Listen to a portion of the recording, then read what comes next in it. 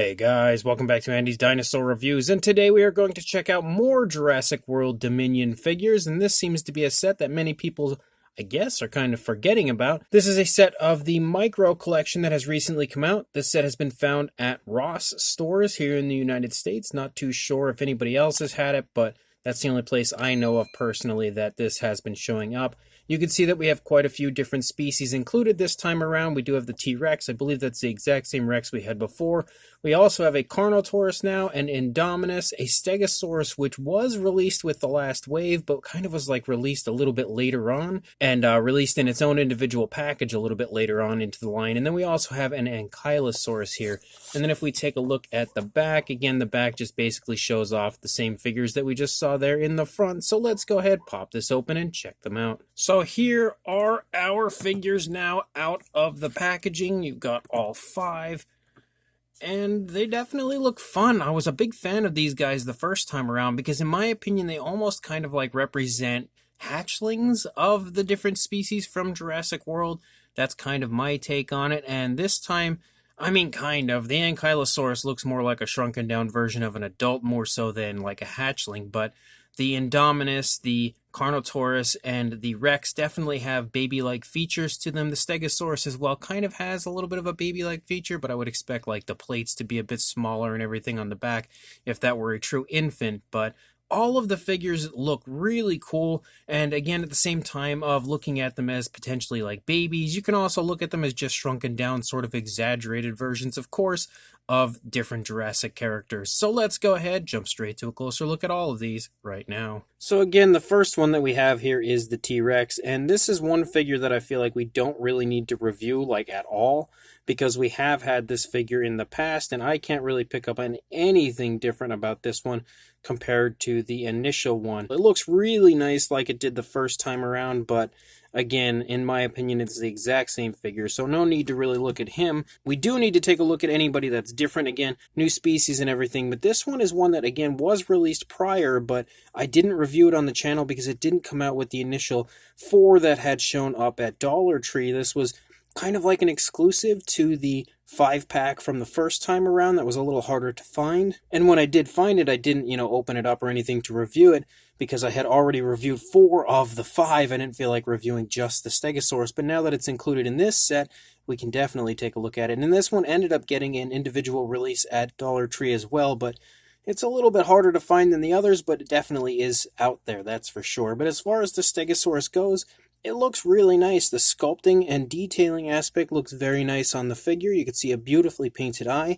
Has a bit of a glossy look to it, so it shines very nicely. You have a gray there for the beak. You also have kind of like some light greens there that kind of border around the eye and then splotch behind the eye, down in the snout and everything else. You can also see the nostrils there. You do have some lighter tones of color for the underside with a nice off-white. And what I find interesting about this is it's almost better as far as the paintwork goes than the mainline figures, because you can see that we have so much color there on the face. You've got the plates painted very nicely with a darker green, and you can see the detailing there looks really nice. The main body has a nice tone of green. We also have Thagomizer paintwork out here. All of the plates are painted. That's not something you usually see on a lot of Mattel figures. The entire underside pretty much sports that lighter tone of color. Again, also really nice to see. The only downside that I can really take note of on the paintwork would be the fact that we don't have painted nails. But as far as the figure goes, you can see again as you move through it, it looks really nice detail-wise. We have a lot of like osteoderms and stuff found on the Stegosaurus. The dinosaur has 1 foot up in the air as it has its front leg over here kind of landing on this rock. The other leg is up in the air a little bit. The feet aren't planted perfectly on the figure itself, but they look pretty good. The muscle definition and everything through the legs looks really nice. You can see the kneecap and everything, nice creasing in the ankle. It almost looks like kind of like a Land Before Time version of a Jurassic World Stegosaurus, which is pretty neat. You can see again the same deal as far as the opposing side sculpt and detail wise. It looks really nice. All of the paintwork is extremely precise. There is no articulation or anything. Like, it almost looks like there should be articulation back here in the tail, but there actually isn't. That's just a seam where they connected the tail. And again, we have a nice kind of earthy area down here, basically full of plants and everything that the Stegosaurus is standing on, and that looks pretty nice as well. No real paintwork or anything other than a dark green, but almost like a military green with a bit of a glossy look to it, but it still looks okay. And again, as a whole, I really like the Stegosaurus. I think the figure looks very, very nicely done. I almost want to repaint one. Then we've got ourselves the Ankylosaurus, and in my opinion, it almost kind of resembles Bumpy due to the coloration. It's not labeled as Bumpy, but I feel like it kind of has a Bumpy-like appearance. You can see detail-wise on this one as well, it looks really nice. And I will say now, looking at it up close with the larger eye and everything, it does definitely have a bit of a baby-like look to it. I just feel like proportion-wise, a baby Ankylosaurus would look a little bit different. But again, it still does look really, really nice detail-wise. He has almost a little bit of a grumpy look there on the face. We do have some gray for the beak, again, like we had for the Stegosaurus. A nicely painted eye with a brown and a black pupil. Really, really nicely placed. I don't notice quite as significant of a gloss coat on the eye, though, for the Ankylosaurus like we saw on the Stegosaurus. You have some of the kind of like spikes running along the side and up here in the head painted with a dark gray. Also something that you don't always see from Mattel, but one thing you do usually see is the fact that the gray running along the body here on those spikes does end before we reach the tail, so there is no paint there out there on those areas of the tail with the dark gray, but we do have the blue that runs the entire course of the figure until you get out there to the club tail. And the club tail looks really nice, kind of a very bumpy, again, maybe more so making it look like Bumpy, but we have a bumpy osteoderm-like appearance sort of to the club tail. Really nice detail, again, for something so small. You can see some fantastic scale detail down here in the legs of the Ankylosaurus, kind of some musculature shown, but he also kind of looks like he's just got like a lot of saggy skin at the same time. The foot sculpts look pretty good. I mean, for the most part, they're not amazing, but they're not bad. And you can see that we have kind of like a light greenish, sort of yellowish brown kind of color here for the underside. And same deal over here again. Definitely looks like Bumpy if you kind of exaggerated Bumpy a little bit and gave him kind of a goofy look. And again, the same style base where we have like the vegetation and stuff on it in one individual color. Then we've got ourselves the Indominus Rex, and the Indominus Rex doesn't really look all that Indominus Rex-like on this figure, but he does still look pretty fun. We've got a nice ridge-like look there running along the center of the head with a darker gray, and then we have kind of like a nice light gray for the majority of the body. You have an orange eye with a black pupil, which does look pretty good. We do have the mouth open, and the tongue is painted on the inside of the mouth. Does also have a very nice gloss coat to it, which is a plus, and the tongue actually looks like it's fairly nicely textured. The teeth are not painted. Well, I mean, kind of they are, but the body itself is like a light gray, and I feel like they just kind of left that the color for the teeth, and since it's a light coloration like this, it works, so they didn't really need to paint the teeth specifically, because looking at it, I don't notice any significant difference in the tone for the teeth compared to the body. But you can see that dark gray continues to run down along the back of the dinosaur. We have some very large ridges running down the back of the Indominus, as well as some random large ridges here poking out of the hip area, the top of the thigh, which is really strange. Again, not exactly how the Indominus looks. You can see those ridges continue to run along the back of the tail here. I don't know if they're meant to sort of insinuate quills rather than ridges, but they look more like ridges to me. And again, when it comes to an exaggerated version of an Indominus, this might be one of the strangest, most exaggerated versions I've seen. You can see some very nice scale detail, though, through the course of the figure. Nice muscle definition. None of the figures have had nail paint, unfortunately, but that's kind of just to be expected. You can also see some nice scoots down the toes there for the Indominus, leading out the tail. You have a nice curve in the tail. You could see it curving almost up and back over toward the front of the body. Nothing major going on as far as difference goes over here. You can see the legs are in slightly different positions. The paintwork looks pretty much the same over here as it did on the initial side, so it's nice and precise. I can definitely pick up on a little bit of a gloss coat for the eye on this one more so than the Ankylosaurus, but it's still not all that glossy.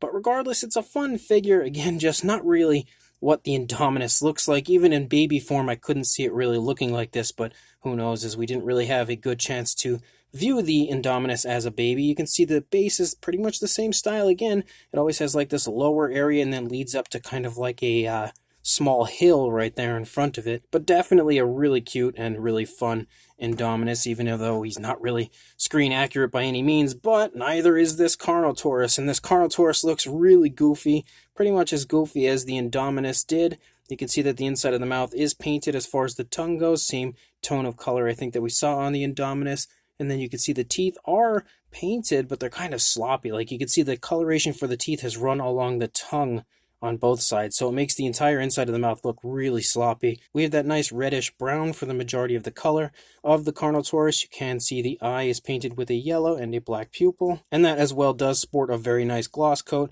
You've got those classic trademark Carnotaurus horns there on the top of the head, and then a very bumpy kind of ridge-like appearance rather than osteoderms. They look more like large ridges running down the course of the figure. The texturing of the skin again looks great, really vibrant scale detail through the course of this Carnotaurus. No painted nails as per usual. Of course, the arms are a bit too large as far as what you would see on a Carnotaurus, but in general, the entire figure is very exaggerated. You can see a really cute curve though in the tail as it curves back toward the leg and kind of actually, I think it's touching the leg, maybe held there, but it's a pretty cute, turn in the tail, and you can see that the osteoderms and everything, or ridges here on the tail, look very nice, just like we saw up there on the back. And then you can get a look over here at the opposing side. I don't know what's going on back here, but it looks like either a paint chip or some kind of random paint application that was hit there for some reason. But again, the detailing looks pretty good. You can see the nostrils, the palate, everything looks nice in the face. Just, again, as exaggerated as it gets when it comes to something like this. And I feel like the initial wave of the micro collection looked a lot more like baby dinosaurs that were fairly screen accurate compared to what these newer ones look like. Like, they went from kind of looking like they could be taken as baby dinosaurs and not looking that far off to now being very exaggerated. Like, this Carnotaurus and the Indominus themselves are really exaggerated as far as the way they look, like with these ridges and everything running all over them. So it's a cute figure. It's a really neat figure. It's one that I'm really happy to add to my collection, especially being a Carnotaurus, but he's a little bit on the goofy side. As far as the size goes, I'm not going to measure each and every one, but you can get a pretty good idea, again, of the size there. As I hold the tape measure here over the top, looks like my tape measure has seen better days as some of the numbers are starting to wear off. I might have to get another one at some point soon. But again, the figures themselves aren't really like, if we measured the length of the Rex, he's a little over 1.5 inches, maybe approaching 1.75 inches, or about 4 or 4.5 centimeters. So they're very, very small. And to further show you that for a size comparison, there is Mr. Papo T-Rex, the Attack Pack Ankylosaurus, and Robert Muldoon from the Mattel Jurassic World toy line next to our micro collection. And you can see again next to these figures, they are very small, right around in the same size range, I would say, as like a lot of the Mattel minis, maybe the older ones, as the newer minis were a bit smaller than the older ones.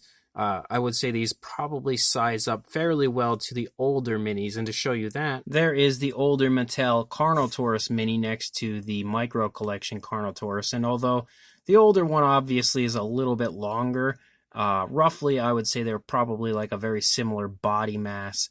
And again, a similar size as a whole. So if you have any of the older minis from Mattel, you've probably got a pretty good idea, I would say, roughly of what the size of these smaller micro collection figures are. So these brand new micro collection figures from Mattel for the Jurassic World Dominion line are really fun.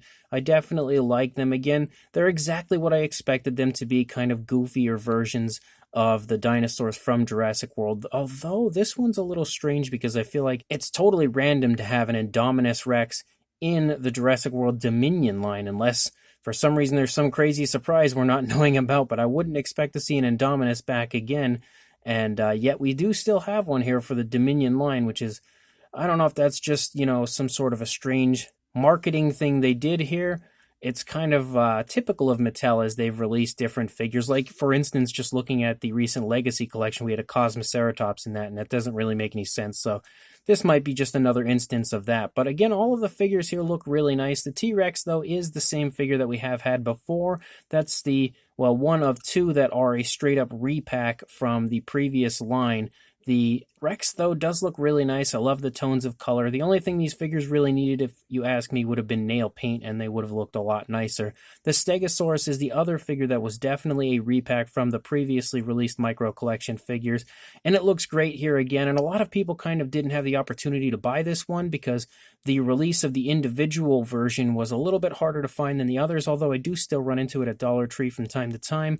But the 5-pack itself was really quite hard to find, so hopefully you'll have an opportunity to pick that one up if you don't already own it, just by grabbing this set from Ross. You also have a Carnotaurus in this set, which I'm really excited about because I love Carnotaurus, so having a micro collection version of the Carnotaurus is absolutely awesome. Even if it is extremely exaggerated and kind of goofy looking, it's still a Carnotaurus nonetheless, so I'm very happy to add that one to my collection. The Indominus as well is a really fun addition to this set because we haven't had, an Indominus in the micro collection. And it's nice to now have Indominus Rex figures in pretty much every figure range from Mattel. I think this is probably like the last one that we didn't have an Indominus in. So they did pull one off for us here and add it to the micro collection. Even if it is in the Jurassic World Dominion line, it's still pretty fun to have, again, a very strange and exaggerated version of an Indominus in this set. And then you have the Ankylosaurus, and the Ankylosaurus kind of replicating Bumpy was a pretty good marketing move as well, I think, because everybody loves Bumpy. How could you not? And the sculpt and paint and everything of that figure as well is absolutely awesome, just like the others. So if you are interested in picking this set up, make sure you head to your local Ross and grab one there while they are available. And make sure you also like, comment, and subscribe. And I will see you in the next review. Thanks for watching.